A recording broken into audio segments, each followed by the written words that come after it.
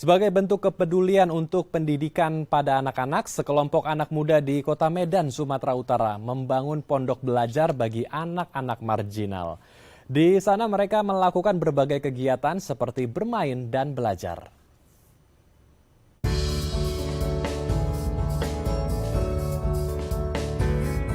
Menurut Undang-Undang Dasar 1945 Pasal 31 Ayat 1 menyebutkan bahwa semua warga negara berhak mengenyam pendidikan, termasuk anak-anak. Hal inilah yang menggerakkan sekelompok mahasiswa di Kota Medan membuat Sanggar Pelita. Sanggar ini fokus pada kepedulian akan pendidikan anak-anak marginal di perbatasan rel kereta Medan Deli Serdang. Tempat ini menjadi ruang kelas bagi anak-anak untuk melakukan berbagai kegiatan belajar. Meskipun kegiatan belajar dilakukan di tempat yang sederhana dengan fasilitas seadanya, namun tidak menyurutkan semangat dan kemauan anak-anak di sanggar ini untuk terus menimba ilmu. Begitu pula para relawan Sanggar Pelita dengan penuh sukacita mereka hadir membagikan ilmu dan kebahagiaan kepada anak-anak. Ya, untuk membahasnya lebih lanjut kita telah terhubung langsung dengan Teku Muhammad Taslim selaku penggagas Sanggar Pelita. Kita langsung sapa narasumber kita. Selamat siang Bang Taslim, apa kabar? Selamat siang Bang Andrew. Alhamdulillah kabar baik Bang. Baik, sebelumnya kami mengapresiasi apa yang dilakukan oleh Bang Taslim dan teman-teman di sana untuk meningkatkan pendidikan ya anak-anak marginal khususnya di Kota Medan, Sumatera Utara. Ini boleh diceritakan Bang Taslim, apa atau siapa yang menginspirasi Bang Taslim untuk membuat ruang belajar mengajar gratis ini untuk anak-anak marginal di sana? Ya, sebelumnya terima kasih Bang Andrew dan para pemirsa Halo Indonesia. Saya menggagas Sanggar Pelita berawal dari momentum saat itu COVID-19. Jadi sebenarnya awal mula kami perpaduan dari dua lembaga sosial, yaitu Komunitas Meren Bernalar dan Komunitas Masyarakat Peduli Sungai Deli. Hasil perpaduan dua lembaga tersebut, kami membuat program kerja lanjutan, yaitu menciptakan sebuah binaan yang berada di masyarakat pinggiran, namanya Sanggar Pelita. Kemudian dari kawan-kawan menggagas program bahan ajar yang sifatnya non-formal agar menarik adik-adik kita ingin belajar dengan kita sebagai mahasiswa dan pemuda dari lingkungan setempat. Maka saya sebagai ketua dari Relawan Sanggar Pelita dan kawan-kawan relawan lainnya membina adik-adik yang ada di masyarakat marginal untuk peduli terhadap pendidikan dan berusaha membangun karakter adik-adik yang ada di dalam lingkungan tersebut. Oke. Jadi awalnya itu karena adanya pandemi COVID-19 yang memberhentikan segala macam aktivitas kita ya, termasuk adalah sekolah. Untuk itu dari Bang Taslim dan teman-teman berinisiatif untuk membentuk ruang belajar ini. Nah, ini boleh diceritakan kembali pelajaran apa saja yang diajarkan di kelas ini dan hari-harinya. Hari apa saja, Mas? Apakah setiap hari atau ada jam-jam tertentukah di kelas belajar ini? Ya, kita hadir di satu minggu itu cuma sekali aja Bang Andrew. Jadi kami di minggu dimulai pukul 10 sampai selesai. Dan pelajaran yang kami tawarkan kepada adik-adik sifatnya ada yang materi kreativitas, ada juga membaca, menulis, dan berhitung, saling hitung. Jadi kami berusaha menjalani kedekatan dengan adik-adik dengan bahan ajar yang mendasar dan membuat sejumlah materi menarik agar mereka juga merasa terhibur dan nyaman belajar bersama dengan kami. Oke. Jadi dibuat sedemikian nyaman agar mereka mau terus-menerus ya datang ke kelas belajar ini. Ini sudah ada berapa banyak murid-murid di sana dan apakah kelas ini betul-betul gratis secara cuma-cuma dibuka sehingga ini semua anak bisa datang ke dalam kelas ini atau ada syarat tertentu?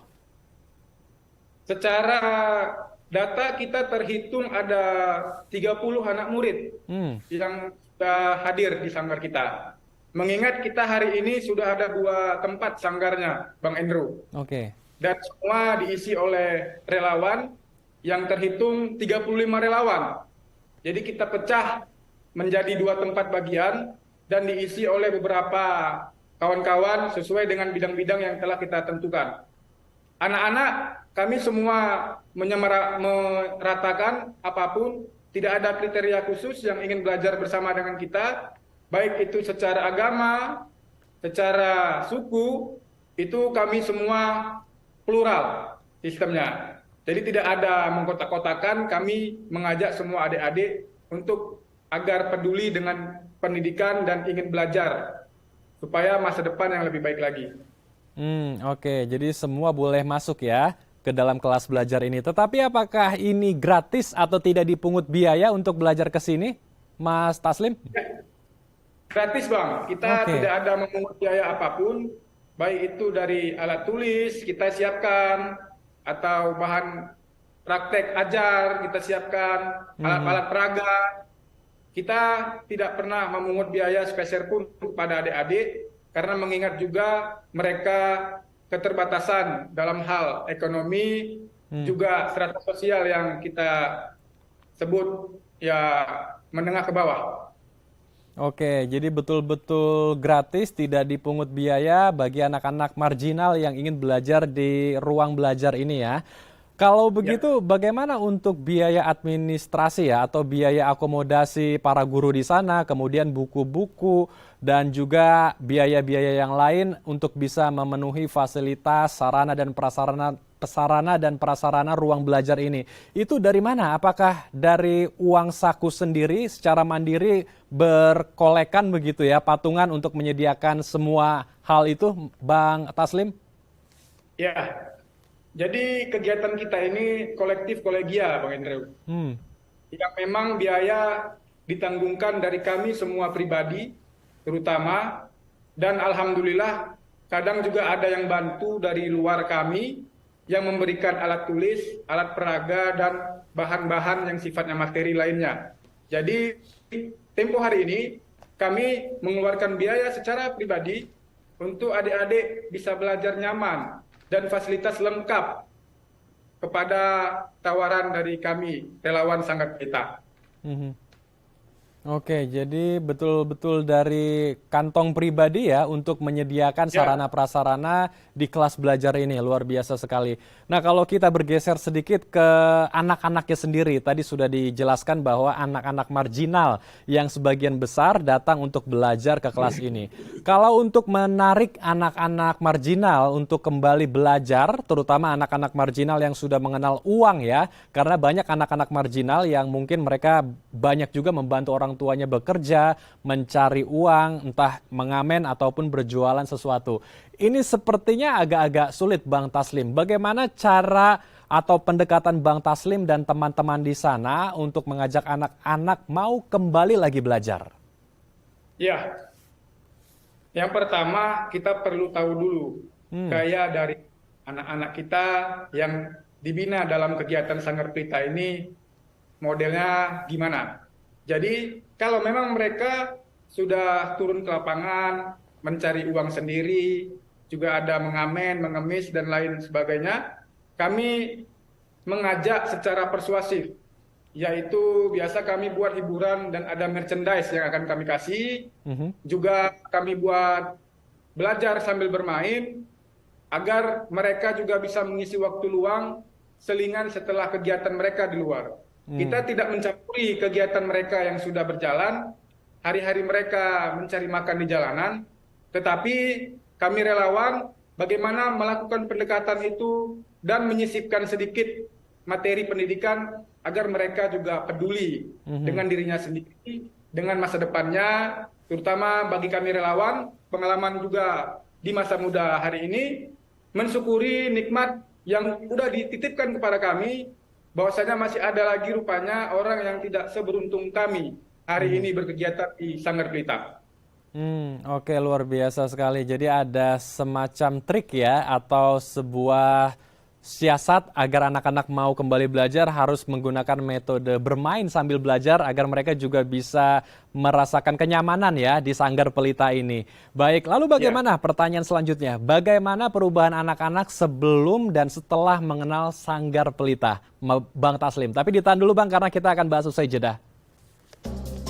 Baik pemirsa, jangan kemana-mana karena kami akan kembali sesaat lagi.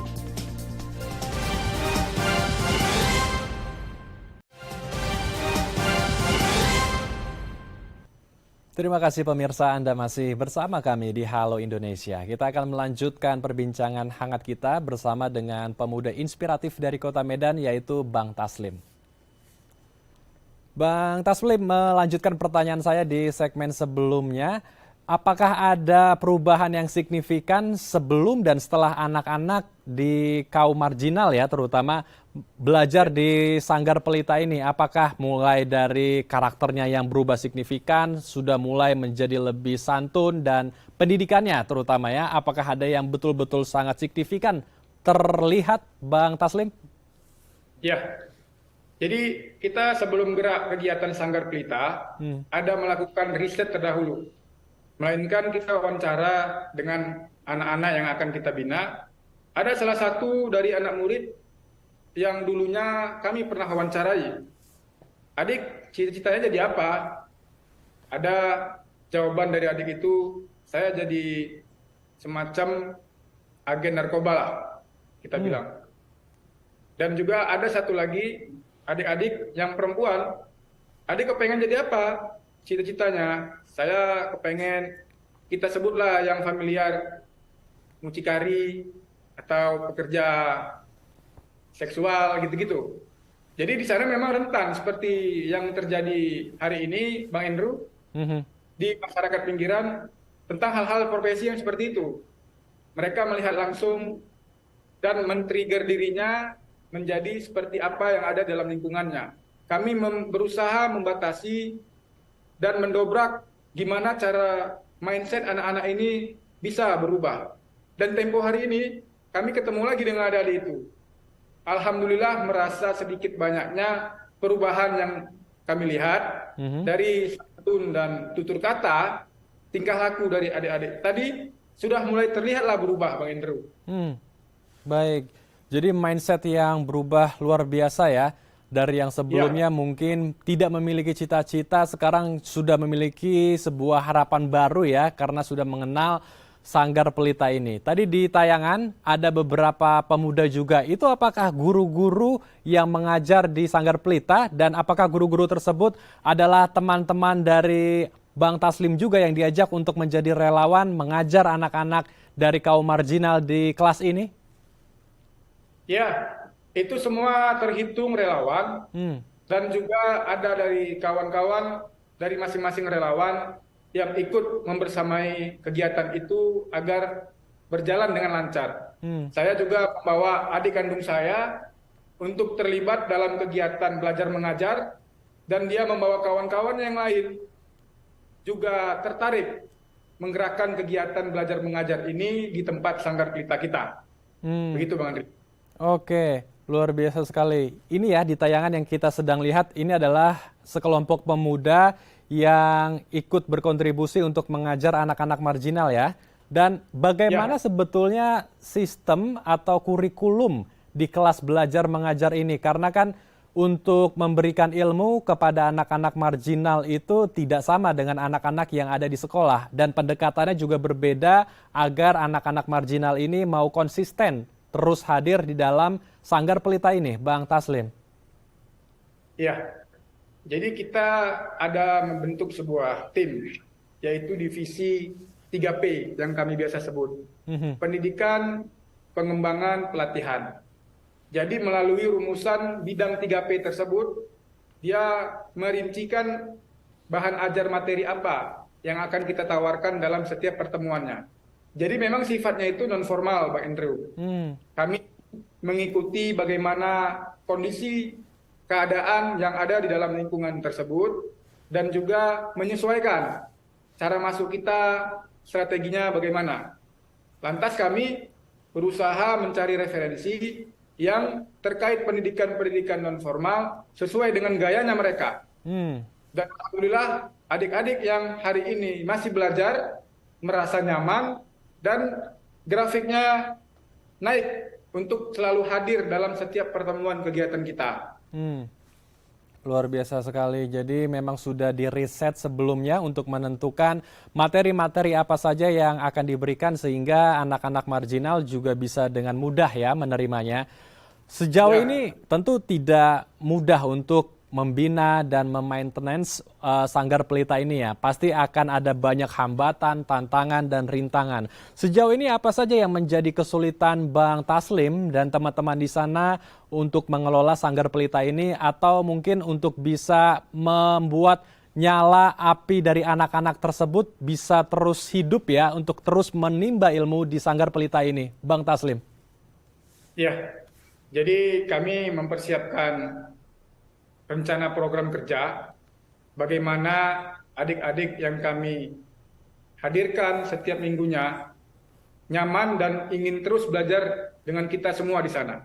Salah satu cara yang akan kami lakukan yaitu dengan mengemas materi-materi bahan ajar yang menarik, dan juga kami selalu menyiapkan ice breaking atau seling waktu setelah belajar, proses belajar berlangsung. Kami menyiapkan bahan-bahan ajar, daya tawar baru untuk selalu bisa disenangi, dirasakan rasanya aman. Mereka tentunya akan terus ikut dengan kita belajar bareng di Sanggar Pelita. Terkait masalah apa yang saya hadapi tentu punya sedikit banyaknya hambatan. Tapi bagi saya itu tidak menjadi persoalan besar untuk kita masih memberikan kontribusi pendidikan dan memberikan kegiatan yang sifatnya membangun di tengah-tengah masyarakat pinggiran kita hari ini. Oke, luar biasa sekali. Semoga dengan semua ilmu yang diberikan dari Sanggar Pelita ini bisa menjadi sebuah bekal ya bagi anak-anak yang belajar di Sanggar Pelita untuk meraih impian mereka. Terima kasih Bang Taslim telah berbagi inspirasi bersama kami di Halo Indonesia. Salam sehat Bang Taslim. Salam sehat kembali Bang Andrew, terima kasih.